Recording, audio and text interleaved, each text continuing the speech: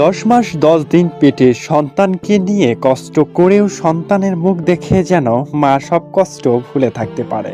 এবার মায়ের সামান্য ভুলের কারণে 5 বছর বয়সী ছেলে চুলাতে পড়ে প্রাণ হারিয়েছেন। এমন অপ্রত্যাশিত ও দুঃখজনক ঘটনা ঘটে ঝিনাইদহের কুলখোলা গ্রামে। দুখুনি মা জানান, সে যখন রান্না করছিল ছেলেটি তার পেট ধরে খেলা করছিল।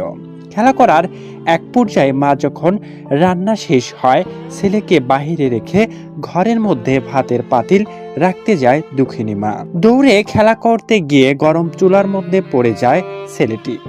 অনেকক্ষণ পর ঘর থেকে বেরিয়ে এসে আশেপাশে ছেলেকে না দেখতে পেয়ে মায়ের মনের মধ্যে ঝড় উঠে যায়। কারণ ছেলের কোনো ক্ষতি হলে মায়ের মনে আগে জানান দেয়। পাগলের মতো ছটফট করতে থাকে। চারিদিকে দৌড়দৌড়ি শুরু করার এক পর্যায়ে না পেয়ে বাড়িতে এসে দেখে ছেলেটি প্রায় শেষ।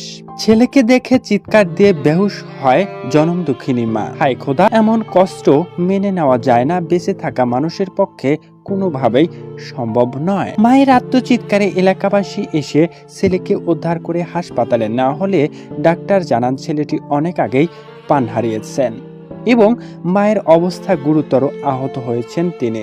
ব্রেনটে আঘাত পেয়েছে।